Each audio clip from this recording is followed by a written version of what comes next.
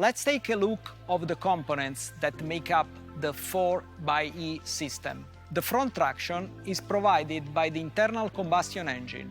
The new 1.3-liter four-cylinder turbo of the global small engine family at 130 or 180 horsepower.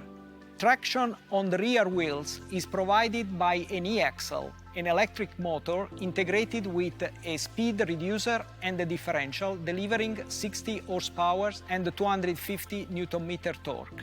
A second high-voltage electric motor works in synergy with the petrol engine, recovering or providing torque on the crankshaft during the transients or generating electricity to recharge the battery.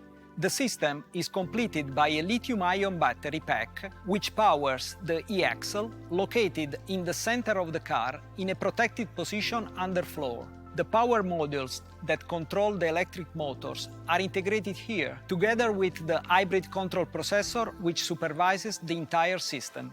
The module that manages battery recharge, both the high voltage and the 12-volt ones, is located inside the trunk.